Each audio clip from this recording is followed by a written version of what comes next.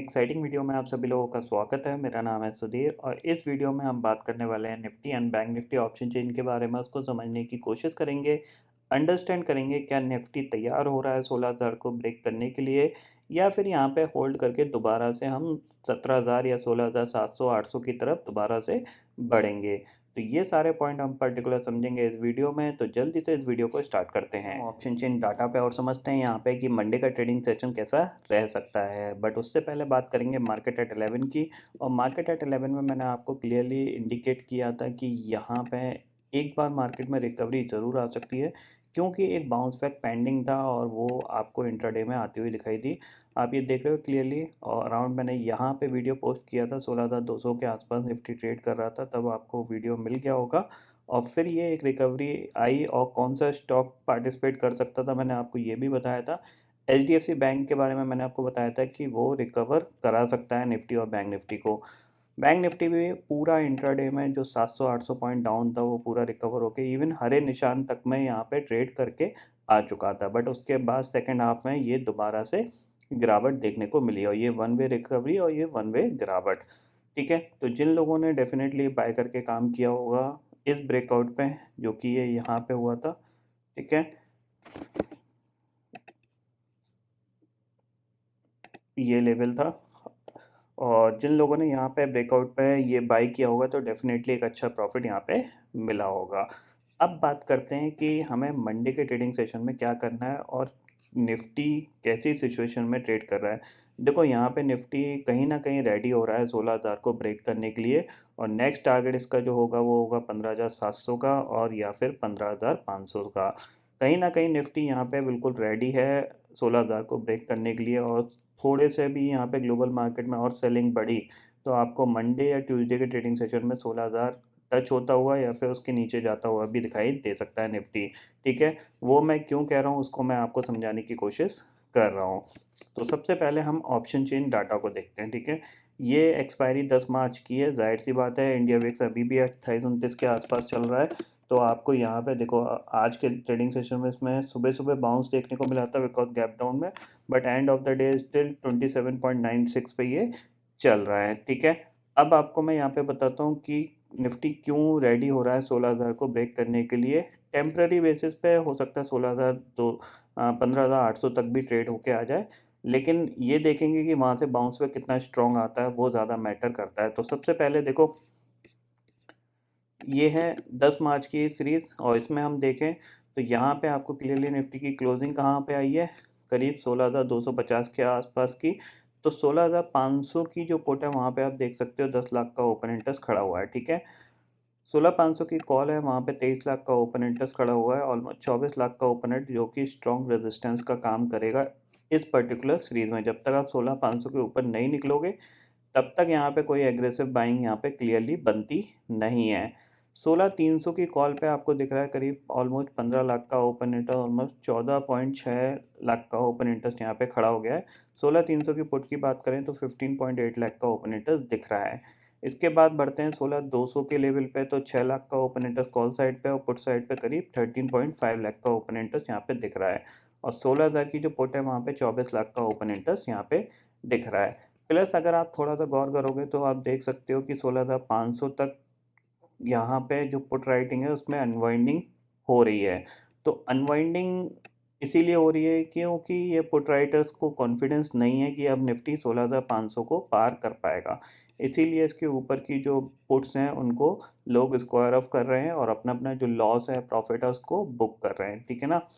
तो इनका प्रेशर ही मार्केट को और नीचे ले जा सकता है। और प्लस साथ ही साथ में अगर आप थोड़ा-सा गौर करोगे तो यहाँ पे जो कॉल राइटर की जो रेंज है वो नीचे शिफ्ट हो रही है। 16,300 पे कॉल राइटिंग स्टार्ट हो गई है, जो ये इंडिकेट कर रहा है कि अब मार्केट एक नई रेंज बनाने के लिए तैयार हो रहा है। वो रेंज कहीं न कहीं नेक्स्ट 500 पॉइंट जो होते हैं वो 16,300 से लेके 15,800 तक के बन सकते हैं। तो ये 500 पॉइंट की रेंज बनने को तैयार हो रही है अगर ग्लोबल मार्केट थोड़े से और स्लाइड करते हैं। पहला इंडिकेशन तो ये रहा। दूसरा इंडिकेशन अगर मैं बताऊँ आपको तो यहाँ पे मैं मंथली सीरीज़ में चलता हूँ, ठीक है ना? मंथली सीरीज़ की बात कर रहा हूँ मैं, जिसकी एक्सपायरी 31 मार्च को होगी। अब अगर आप यहाँ पे थोड़ा गौर करोगे तो आप ये देखो, यहाँ पे भी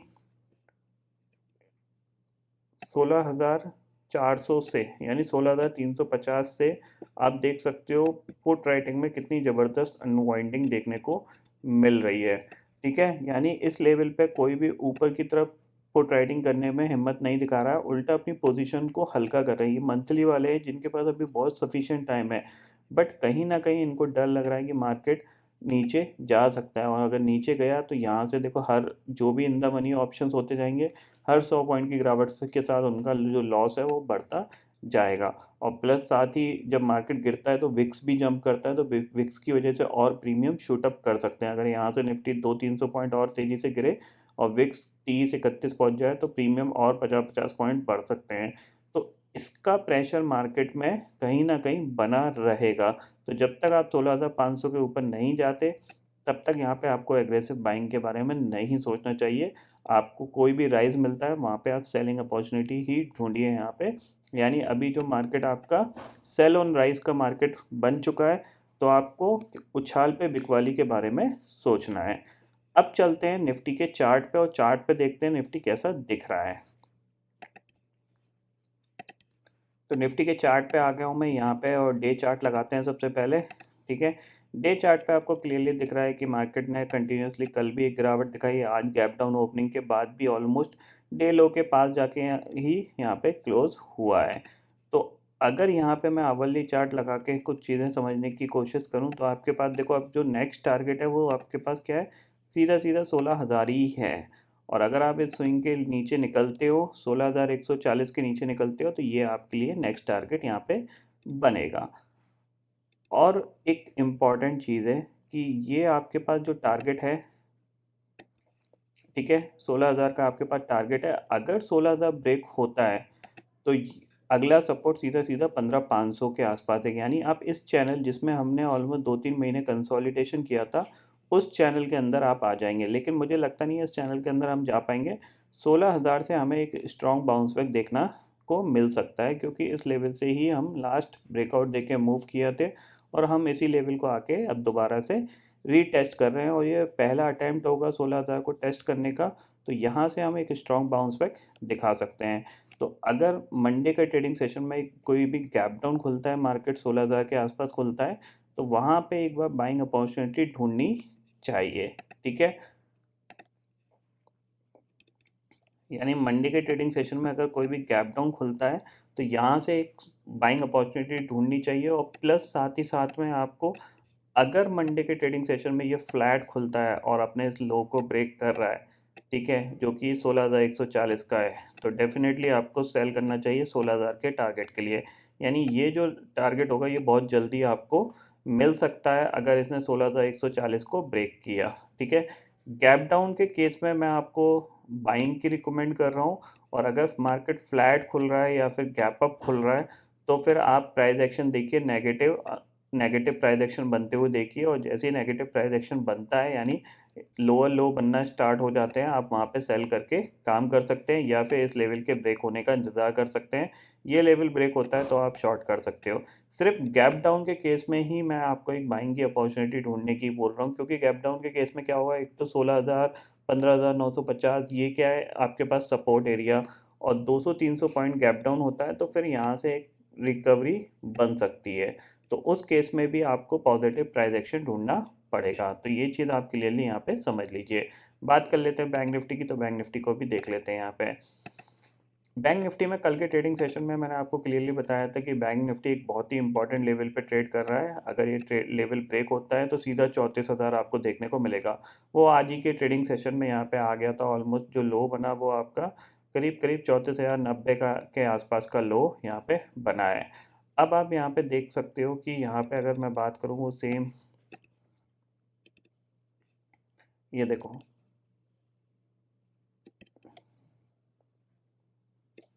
ठीक है, ये इस ट्रेंड लाइन के नीचे अब कहीं ना कहीं निफ्टी बैंक निफ्टी जो है वो ट्रेड करने लगा है।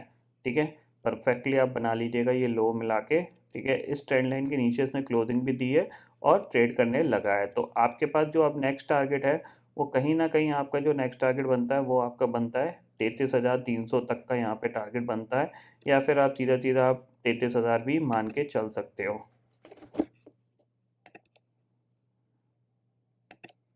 ये टारगेट भी आप मान के चल सकते हो ये चीज़। तो अगर आपको मार्केट मंडे के ट्रेडिंग सेशन में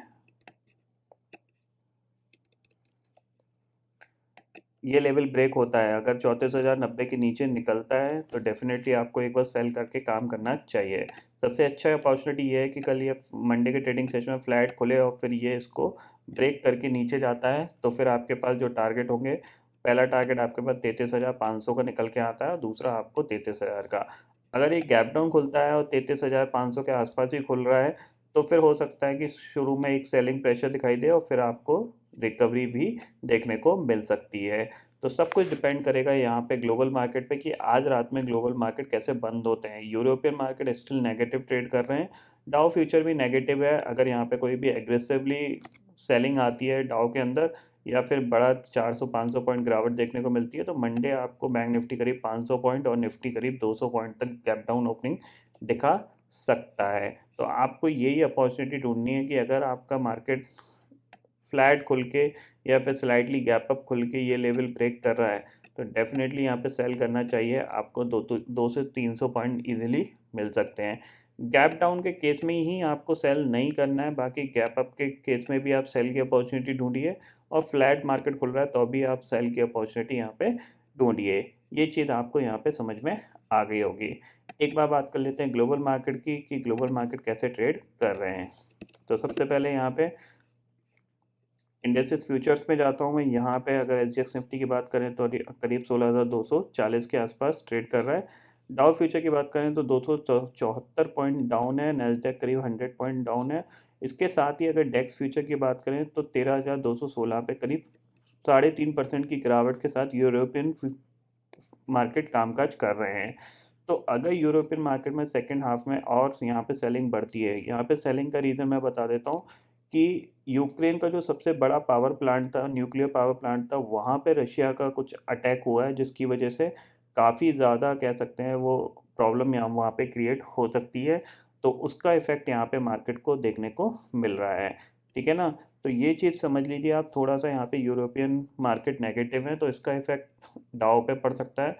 और अगर यहाँ पे अगर आज के ट्रेडिंग सेशन में डाउ जोन्स 33,000 के नीचे निकलता है, 33,140 के नीचे निकलता है, तो फिर यहाँ पे कह सकते हैं 32,500 तक के टारगेट यहाँ पे खुल सकते हैं। बट फिलहाल जिस तरह का ये प्राइस एक्शन दिखा रहा है अगर आप देखोगे तो ये कहीं ना कहीं 33,450 को होल्ड करने की कोशिश कर रहा है। तो इसके नीचे जाता है तो अनदर 200 पॉइंट की गिरावट यहाँ पे देखने को मिल सकती है। तो आई होप दोस्तों ये पर्टिकुलर डाटा आपको समझ में आ गया होगा। दोस्तों फिलहाल इस वीडियो में इतना ही है। आई होप ये वीडियो आपको पसंद आएगा। वीडियो पसंद आता है तो लाइक और शेयर ज़रूर करिएगा और चैनल को जो सब्सक्राइब कर लीजिए, क्योंकि मैं सुधीर लेके आता रहूँगा हर दिन आपके लिए नए नए वीडियो। इसी के साथ शुक्रिया दोस्तों। जय हिंद।